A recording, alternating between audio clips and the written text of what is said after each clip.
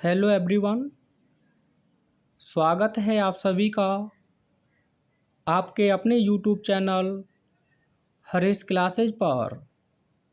जैसा कि हम लोग सिंथेसिस ऑफ सेंटेंसेज इस टॉपिक का अध्ययन कर रहे हैं, तो आज हम इस वीडियो में एक्सीलेंट ग्रामर बुक में इस टॉपिक के अंतर्गत जो एक्सरसाइज सेकंड आपको दी है, इस एक्सरसाइज को बहुत ही आसान शब्दों में हम आपके समक्ष डिस्कस करने जा रहे हैं।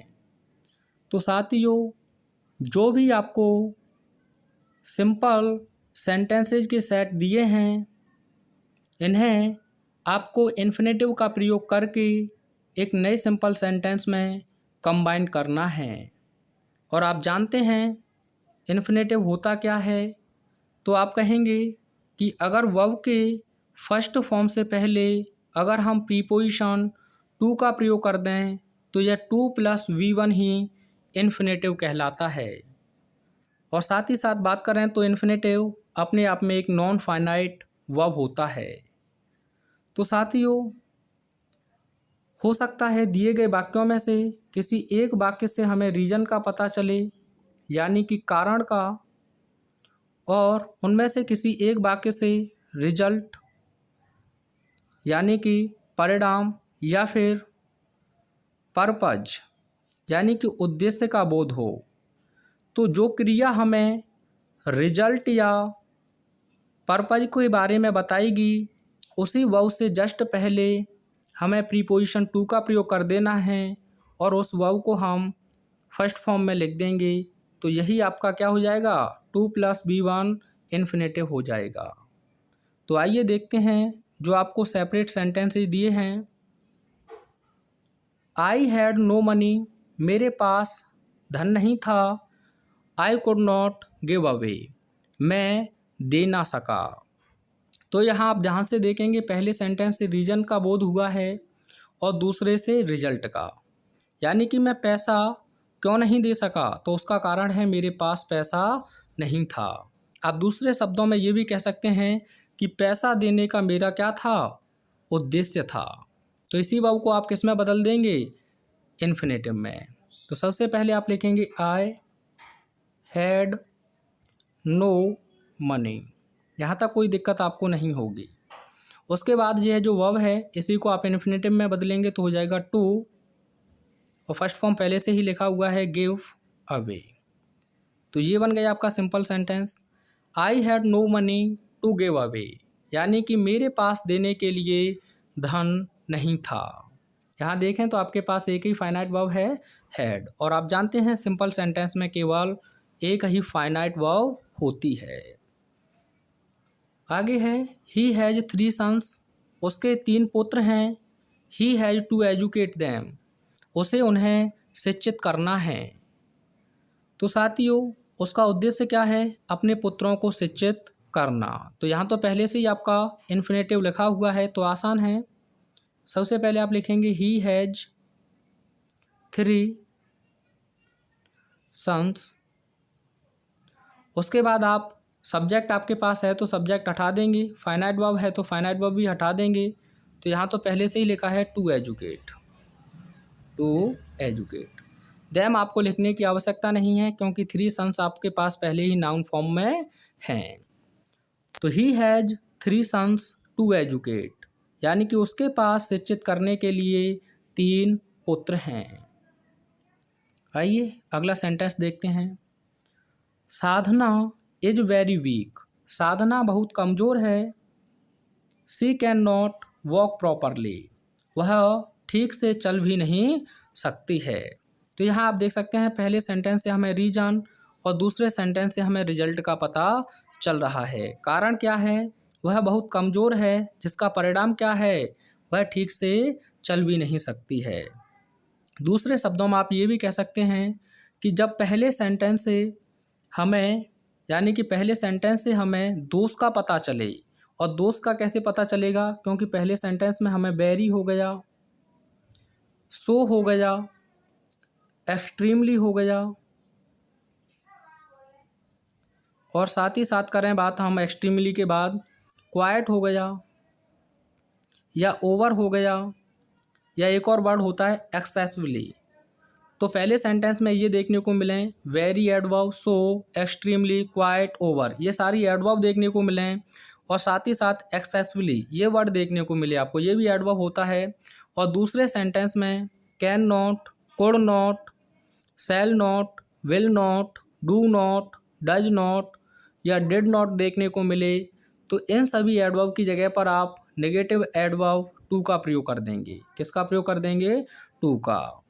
और जो वर्ब है उससे पहले जो भी आपको can not, could not, shall not जो भी दिया है तो उन सभी को आप हटा देंगे और मेन वर्ब से पहले आप टू का प्रयोग कर देंगे। तो ये आपकी वर्ब इन्फिनेटिव हो जाएगी। तो आइए बनाते हैं। सबसे पहले आपने क्या लिखा? साधना। उसके बाद में इज का आप इज लिख देंगे लिंकिंग वर्ब। वेरी को आप हटाएंगे तो यहाँ आप लिख देंगे टू। उसके बाद आप लिखेंगे वीक। यहाँ आप नॉट से पहले पूरा हटा दें तो आपके पास बचेगा टू वॉक प्रॉपरली। तो ये हो गया आपका सिंपल सेंटेंस। हिंदी निकाल लीजिएगा।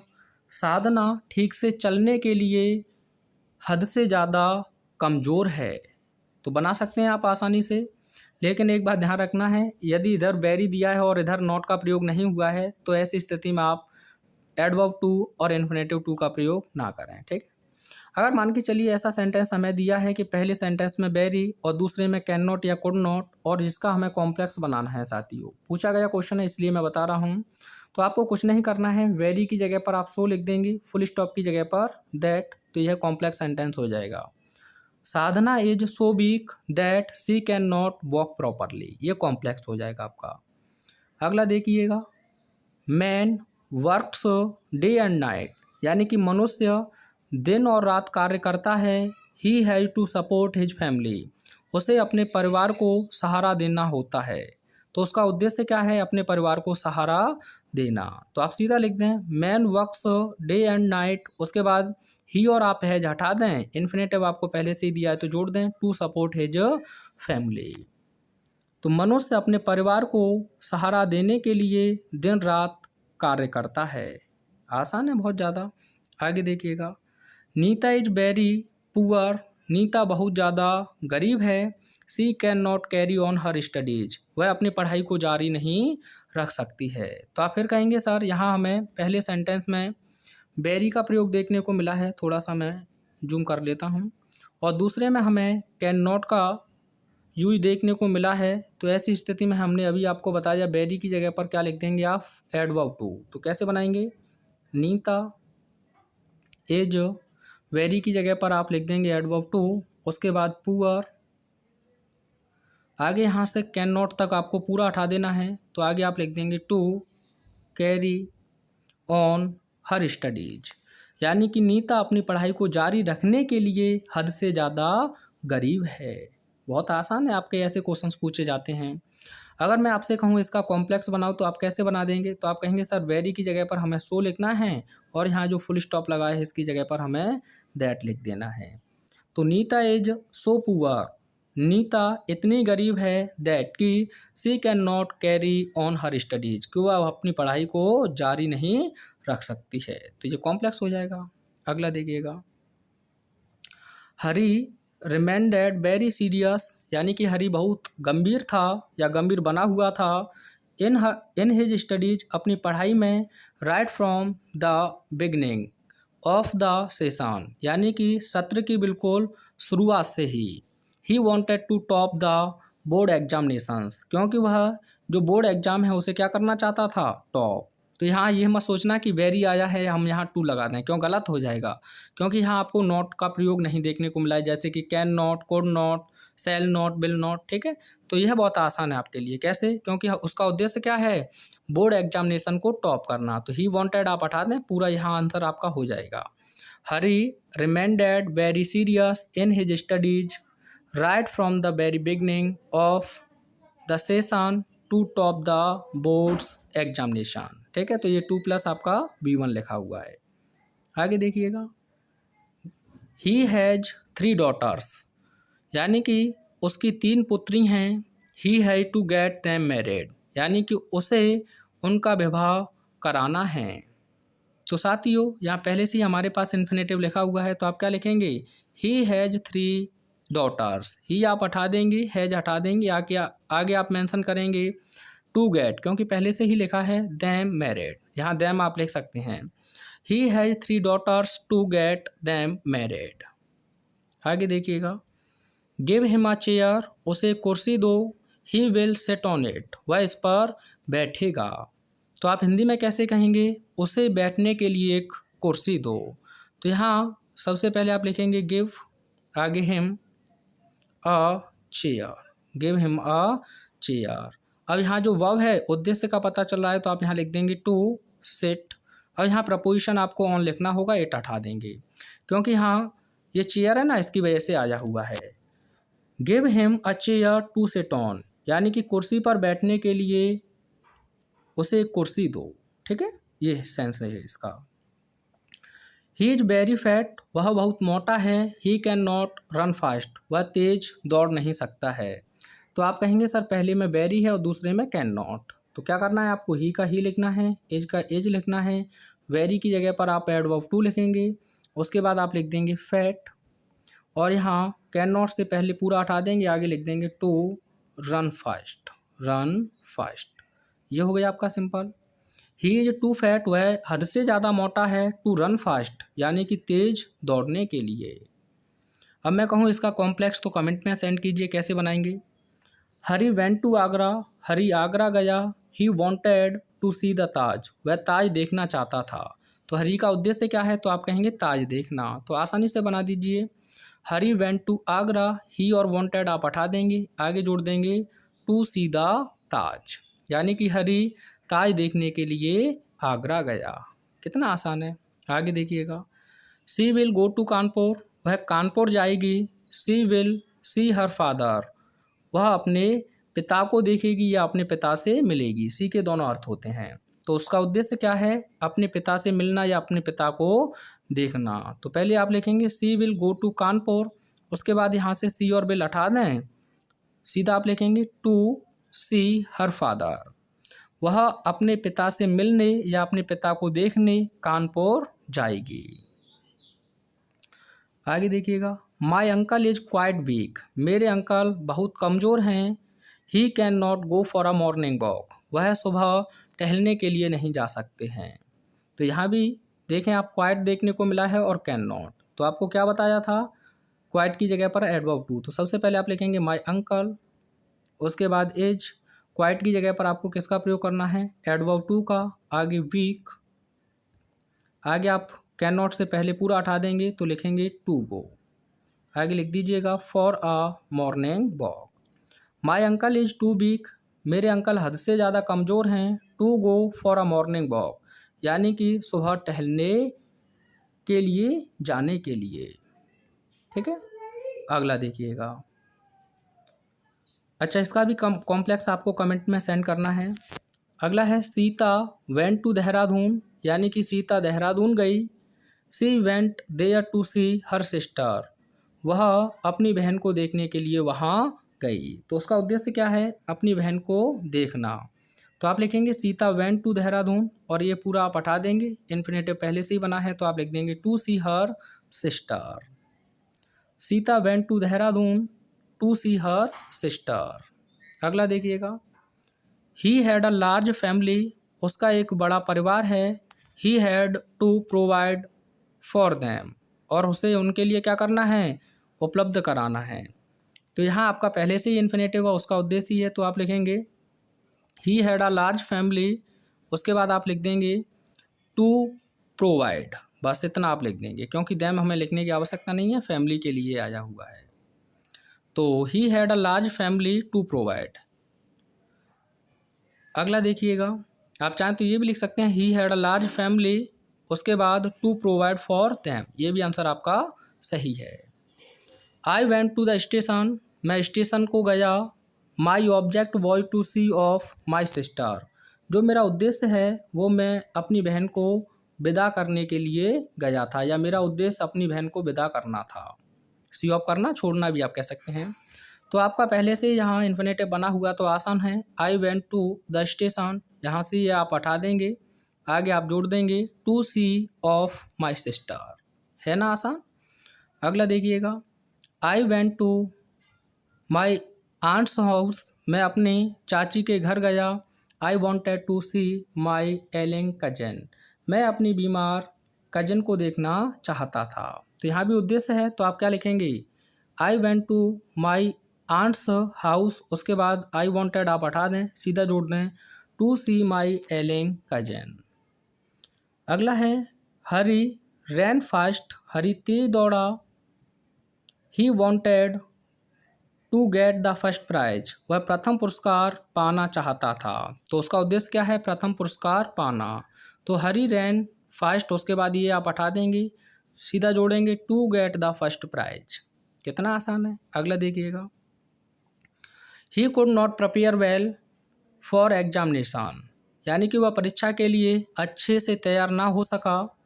ही हैड नॉट सफिशिएंट टाइम, उसके पास पर्याप्त समय नहीं था। तो रीज़न क्या है, उसके पास पर्याप्त समय नहीं था। तो सबसे पहले आप यही लिखेंगे, ही हैड नॉट, आगे सफिशिएंट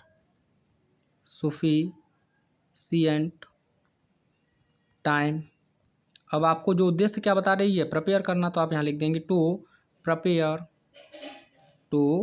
आगे जोड़ दीजिएगा वेल फॉर द एग्जामिनेशन, यानी कि उसके पास परीक्षा की अच्छी तैयारी के लिए पर्याप्त समय नहीं था। He had not sufficient time to prepare well for the examination. आगे है, he wanted to educate his son, वह अपने पुत्र को शिक्षित कराना चाहता है। He sent him to America, उसने उसे अमेरिका भेज दिया। तो आप सबसे पहले ये ना लिख दें, ये इसका तो उद्देश्य है। सबसे पहले आपको लिखना होगा ही सेंट। अब पहले आपको नाउन लिखना है, तो नाउन लिखेंगे तो आप क्या लिखेंगे, हिज सन, ठीक है। उसके बाद टू अमेरिका, ठीक है। उसके बाद आप लिखेंगे टू एजुकेट, ये हो गया आपका सिंपल, यानी कि उसने शिक्षित करने के लिए अपने पुत्र को अमेरिका भेजा। He sent his son to America to educate, ये आपका इन्फिनेटिव हो गई। वाओ। अगला है, इसका आंसर आप कमेंट में सेंड करेंगे। लेकिन आपको यहाँ मैं एक और चीज़ बताना चाहूँगा, लगातार आपसे क्वेश्चंस बोर्ड एग्जाम में पूछे जा रहे हैं। जब आपको 2+B1 दिया हो साथियों, यानी कि इन्फिनेटिव दिया है और आपसे कई बार पूछा है कि कॉम्प्लेक्स सेंटेंस इसका आपको बनाना है, तो ऐसी स्थिति में आपको ध्यान रखना है, जब आपको 2+B1 दे तो आपको पहले क्लॉज को एज इट एज लिख देना है। जहाँ 2 दिया है वहीं पर आप सो दैट का प्रयोग करेंगे। किसका प्रयोग करेंगे, सो दैट का। जो आपको सब्जेक्ट दिया है वही सब्जेक्ट लिखना है, लेकिन प्रोनाउन फॉर्म में। जैसे पहले सेंटेंस में रवि दिया है तो यहाँ ही लिख देंगे, अगर वहाँ रेखा दिया है तो यहाँ सी लिख देंगे। परेशान होने की ज़रूरत नहीं है, प्लूरल नाउन है तो दे लिख देंगे। अगर मान के चलिए यह पहला क्लॉज अगर आपका प्रेजेंट इंडेफिनिट में है तो आपको मे का प्रयोग करना है, अगर पास्ट इंडेफिनिट में है तो आपको माइट का प्रयोग करना है, ठीक है। पहली बात क्लियर हुई। उसके बाद जो वर्ब आपको दी है, इस वर्ब से आप आगे ऐड कर देंगे। यानी मैंने क्या कहा, जब आपको 2+B1 दिया है और आपसे कहे कि इसका कॉम्प्लेक्स सेंटेंस बनाओ, क्या बनाओ, कॉम्प्लेक्स सेंटेंस, तो आपको ध्यान रखना है 2 से पहले वाला क्लॉज आप पूरी आसान तरीके से लिख लें। 2 की जगह पर आपको कंजंक्शन सो दैट का प्रयोग करना है। उसके बाद जो पहले क्लॉज में आपको सब्जेक्ट दिया है, वो सब्जेक्ट को लिखेंगे प्रोनाउन फॉर्म में। टेंस आपका पहला प्रेजेंट में है तो आप मे का प्रयोग करेंगे, पास्ट में है तो माइट का प्रयोग करेंगे। 2 आप हटा देंगे, आगे लिख देंगे V1। जैसे एक एग्जाम्पल देखिएगा, बोर्ड एग्जाम में ही पूछा है आपका, वी ईट टू लिव, तो आप देख सकते हैं 2+B1 यहाँ आपको दिया है। अगर हमें इसका कॉम्प्लेक्स बनाना है, क्या बनाना है, कॉम्प्लेक्स, तो सबसे पहले हमें क्या लिखना होगा, वी, उसके बाद क्या लिख देंगे, ईट। यहाँ तक कोई दिक्कत नहीं है। यहाँ 2 दिया है तो यहाँ कंजंक्शन मैंने आपको बताया सो दैट, क्या बताया, सो दैट। अब मैंने कहा जो सब्जेक्ट आपको दिया यह सब्जेक्ट प्रोनाउन फॉर्म में लिखना है, तो ये तो पहले से ही प्रोनाउन है तो आप लिख देंगे वी। ये वर्ब की फर्स्ट फॉर्म है, प्रेजेंट में है तो यहाँ आपको मॉडल्स का प्रयोग करना है मे। अब बचा क्या हमारे पास में, लिव। तो ये हो गया आपका कॉम्प्लेक्स, यानी कि हम खाते हैं ताकि हम जीवित तो रह सकें। एक और सेंटेंस देखिएगा, पूछे गए क्वेश्चन है इसलिए मैं कह रहा हूँ, he works hard to succeed, to succeed. तो आप कहेंगे सर यहाँ 2 + B1 हमें दिया हुआ है, तो सबसे पहले हमें लिखना होगा ही, उसके बाद लिख देंगे हम वर्क्स हार्ड। कोई दिक्कत है यहाँ तक? आप कहेंगे बिल्कुल नहीं। यहाँ 2 दिया है तो कंजंक्शन हमें सो दैट का प्रयोग करना है। किसका प्रयोग करना है? सो दैट का। सब्जेक्ट ही है तो आप यहाँ ही लिख देंगे। टेंस प्रेजेंट में है तो आप मे का प्रयोग कर देंगे। किसका प्रयोग करेंगे? मे का। अब मान के चलिए बचा क्या हमारे पास में? सक्सीड, तो ये लिख दीजिएंगे सक्सीड। ये हो गया हमारा आंसर। ही वर्क्स हार्ड, वह कठिन परिश्रम करता है, सो दैट, ताकि ही मे सक्सीड, वह सफल हो सके। एक क्वेश्चन आप लोगों के लिए, इसे मुझे कमेंट में सेंड करेंगे कॉम्प्लेक्स सेंटेंस बना के।